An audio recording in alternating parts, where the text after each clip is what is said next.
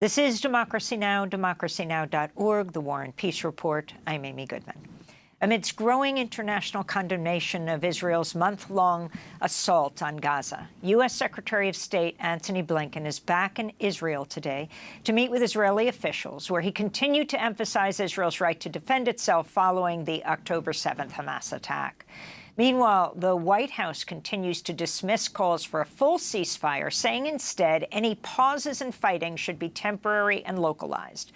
This comes as the independent news outlet in these times reports the White House has requested an unprecedented loophole in arms spending to allow it to, quote, be able to conduct arms deals with Israel in complete secrecy without oversight from Congress or the public, unquote. Even as experts say, Israel's been using U.S.-supplied weapons to commit war crimes, unquote. Meanwhile, a new HuffPost report cites 5 current and 1 recently deported State Department official who say their, quote, expertise and standard decision-making processes are being treated as largely irrelevant to President Joe Biden's strategy on the war, which prioritizes support for Israel, unquote. One official described, quote, particular concern about the town hall for the department's branch on human rights. Managers who described the branch as state's conscience indicated they aren't sure if they're getting through to more senior officials.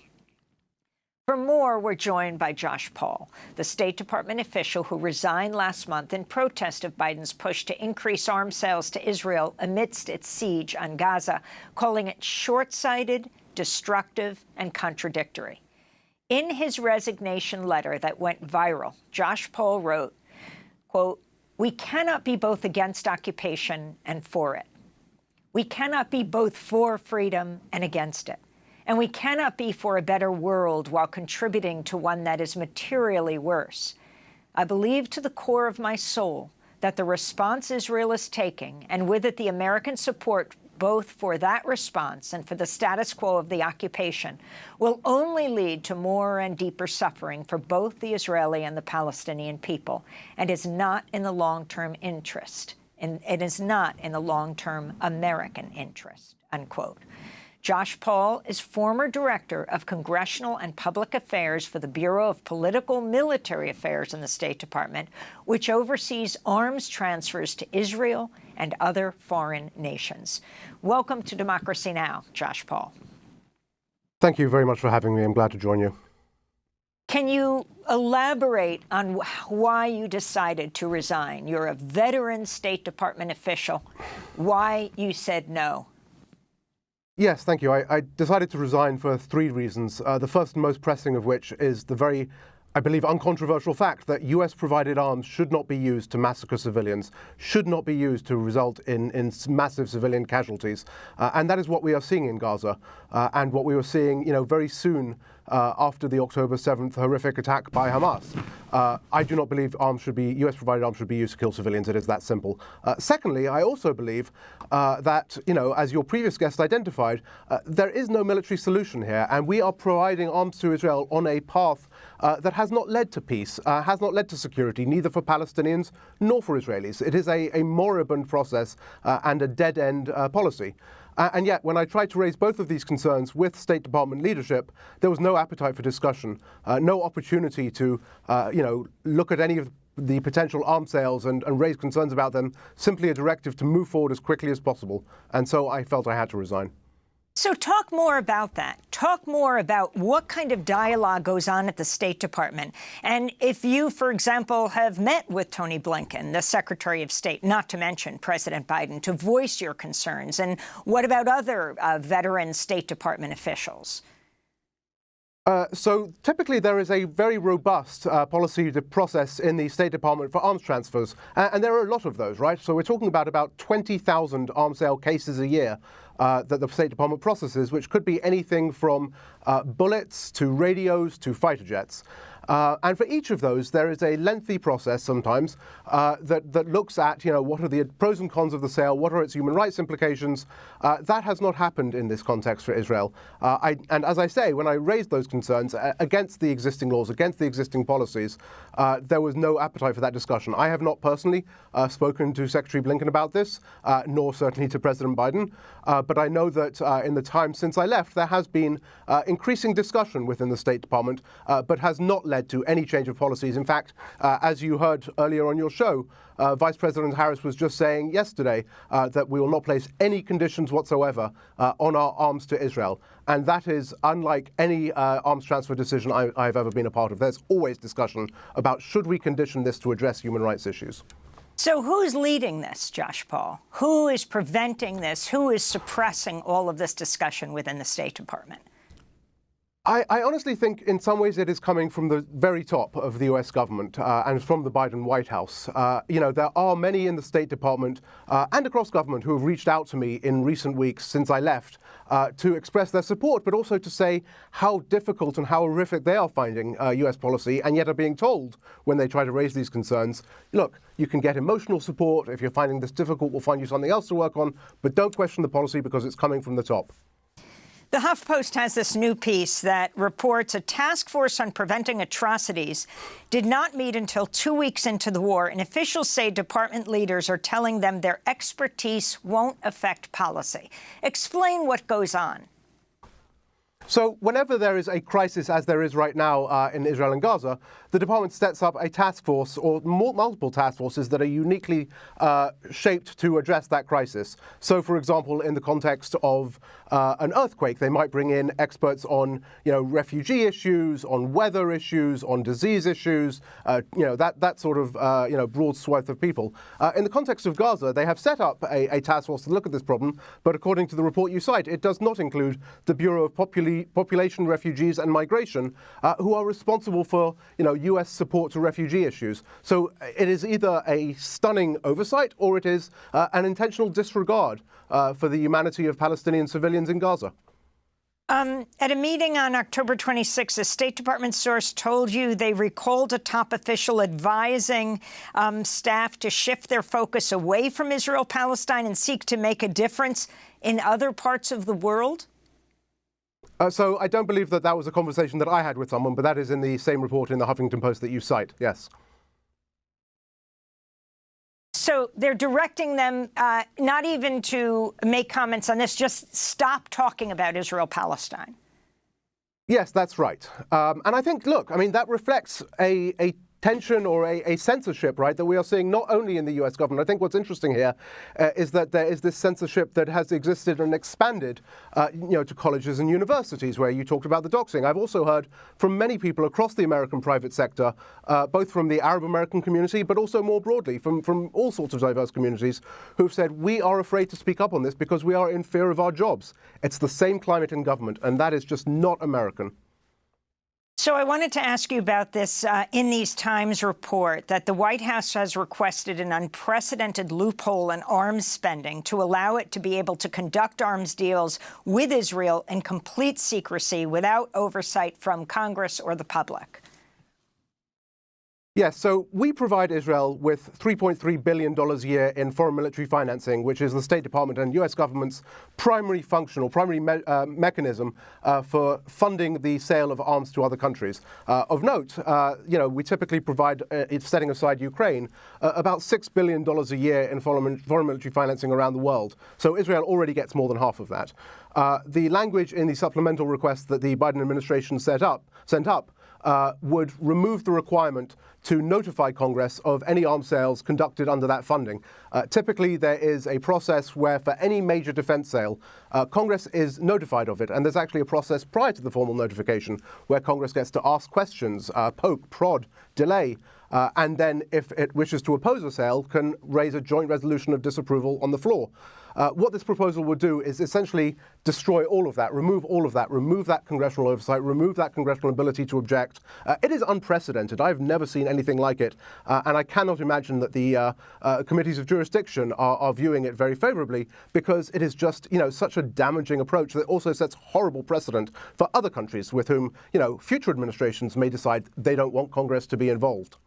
Since you are in charge of arms sales, what does this $14 billion that, well, it looks like both houses want to send it to Israel. It's just that the House one is controversial because they want to take that $14 billion from the IRS. And also they want to sever the funding for Israel from the funding for Ukraine. And Chuck Schumer, the Senate Majority Leader, says he won't consider this bill. But it sounds like there is enough support in both houses for that extra, not the 3.8 or 3.3 billion yearly aid to Israel, but an extra $14 billion. You're the expert on arms sales. What would it be used for? Yeah, and let me just say, I think there is, almost or near unanimous congressional support for this further military assistance to Israel. And I think what's fascinating about that is also there's a massive disconnect between where Congress is on these issues and where I think if you look at the polling, the American public are. And I think the current crisis is really crystallizing that difference. I don't think it will make any difference in terms of the passage of this package, but it may do down the line. With regards to this package specifically, it includes $3.5 billion in foreign military financing. Israel can draw on that to purchase essentially what it wants. And what's unusual about this as well, in addition to the removal of the notification, is that Israel would be entitled, under the proposal sent to Congress, to spend all of this money within its own defense industry. Israel is, of course, a top 10 exporter of arms around the world, often competing with the United States. And the idea that we will be providing funding to subsidize that competition is really unimaginable. But on top of that, the package also provides further funding from the Defense Department side for air and missile defense for Israel, for Iron Dome. And let me be clear, my concern here is on lethal assistance to Israel. When it comes to protecting civilians from rocket attacks, I believe that they should be. I don't believe anyone should have to live in fear of their homes, from rockets raining down on them. Although I believe that's the case whether they are in Israel under Iron Dome or whether they are in Gaza, for example. And of course, we never asked that question. The funding finally would also include research and development funding for equipment such as there is a experimental laser project called Iron Beam, which the US and Israel are working together on, air and missile defense system. If this is an emergency request, why are we looking at research and development for projects that have not even materialized yet? That doesn't sound like an emergency to me. So as with the arms transfers I saw when I was departing from the department, I think there is just a rush to push everything they can while they feel there is a window of political opportunity here where there will be no significant opposition. What kind of response was there to your resignation? To my resignation, I would say there has been an overwhelming response that I've heard from from colleagues inside not only the State Department, but across the US government, actually, on the Hill, in the Defense Department, in the uniformed military services, including in combatant commands around the world. People have reached out to me to say, we fully agree with you. Obviously everyone has their own personal circumstances. I think if we had universal healthcare, it would make it a bit easier for people to stand up on principle. I myself am, trying to figure out what I do next on healthcare. But the point is that so many people have reached out to say, we hear you, we agree with you.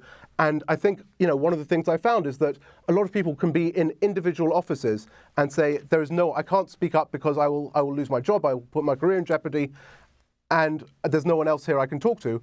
And yet I'm hearing from someone else just a few desks over who's saying the same thing.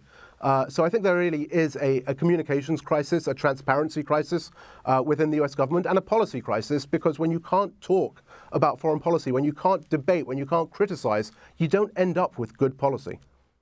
Josh Paul, why was this the last straw for you? I mean, for example, if you were in charge of weapons sales, presumably you were dealing with Saudi Arabia, notoriously authoritarian. U.S. agencies concluded, even in just one case, the murder of Jamal Khashoggi, that the Crown Prince, Mohammed bin Salman, was responsible for this.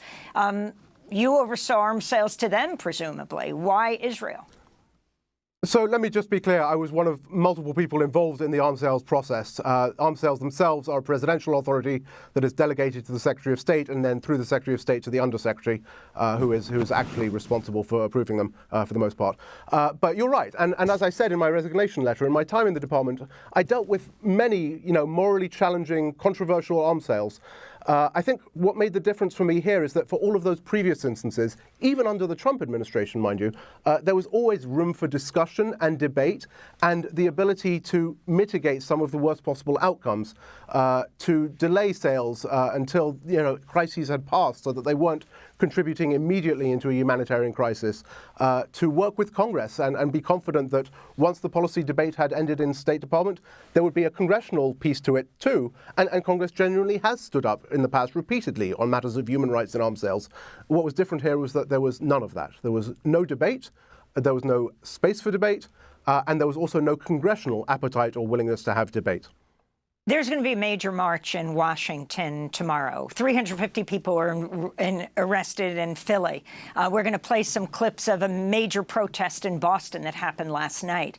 How much does grassroots protests like this, the thousands of people are protesting around the country, the shutdown of Grand Central by Jewish groups just last Friday night, have on the State Department, on the White House? So I don't think it has much impact on the State Department, and that's okay because I think policy processes are meant to happen within a policy framework. Again, the problem is they're not happening. I think it does have an impact on the White House. I think we've seen a significant change in tone in the last few weeks, not because there is a sudden deep care, frankly, for Palestinian civilian casualties on their own merits, but because there is a sense that there is a political crisis here developing for the Biden administration, that many people are saying, we're just going to sit out the next election. We have lost faith in this White House, in this administration. So I think that does have an impact. And let me also say, I have found it incredibly moving as well to watch these protests. I was up on the Hill for meetings, this week and last week, and came across in one office a sit-in that was happening where there was a group of Jewish students singing peace songs and holding up signs that said "Save Gaza." I found that incredibly moving, and I think it also tells Congress and it tells this administration that they are not in line with much of American public opinion. I think it's a much-needed message.